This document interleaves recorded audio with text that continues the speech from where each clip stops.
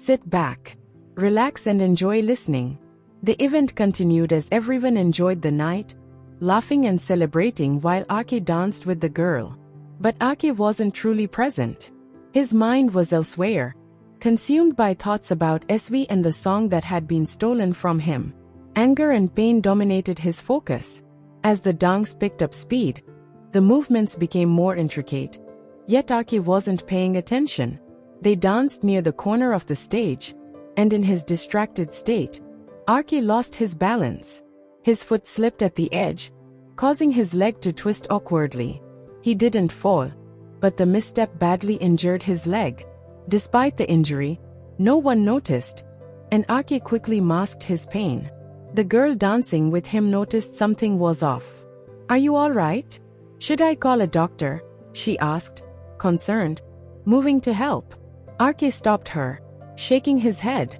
"I'm fine," he insisted, brushing off the pain.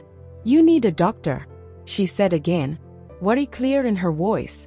Aki refused to listen, pulling away gently. "I'm fine," he repeated, his tone soft but firm. He walked away, leaving her worried. "I'm sorry," she began, but Aki interrupted her. "I know. You were just trying to help. I appreciate it." He trailed off, feeling awkward. Why do I feel so uncomfortable? He wondered, unable to accept her help. She called out again. "Are you sure you are all right?" "Yes," Aki replied reflexively. "I just need some rest." Without waiting for her response, he left the event, his frustration boiling over. His leg throbbed, but the pain was nothing compared to the turmoil inside. Aki got into his car and started driving, hoping the open road would clear his mind.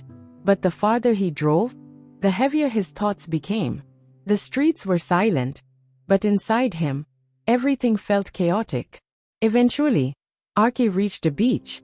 He didn't even realize how far he had driven. He stopped, stepping out of the car and breathing in the cool night air. The moon shone brightly over the ocean, creating a peaceful scene.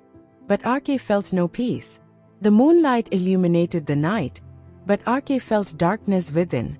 There was peace in the ocean's waves, but inside him, everything was noisy and stressful. For the first time in his life, Aki felt utterly alone. His mind spiraled with anger, hopelessness, and overwhelming noise. The peaceful scene around him felt distant, meaningless. "Why?" he muttered, his voice cracking. "Why can't I just have someone normal by my side? Why does everything have to be so difficult?" He spoke louder, frustrated. "I lost my song, and I thought that was okay. I thought maybe someday, someone would understand. But why did she come into my life? Why was I there that day? Why, God, why?" Tears streamed down Aki's face as he cried out in anguish. "I just hate her," he shouted, his voice echoing across the empty beach. He collapsed to his knees, the weight of everything crushing him. He sobbed, crying harder than ever before. "Why is she so rude and mean? Why does she always act like that? If she really doesn't care about me, why did she save my life? If she hadn't, I wouldn't have to face any of this." RK, the man who had always inspired others, was now crumbling under his own pain. He didn't want to continue. All he could do was cry, feeling broken. After some time, he decided that enough was enough. He wasn't going to tolerate anything more.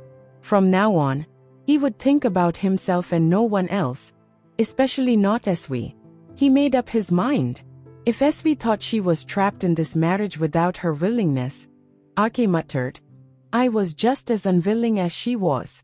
I only did it because she saved my life, and I felt like I had to repay her. Every time I took care of her, it was because I felt it was my duty, not because I wanted to." "But not anymore," he whispered. "No more duty, no more repayment, nothing. From now on, I'll think of her as nothing more than a tenancy in my life, something temporary, just 6 months, and that's it."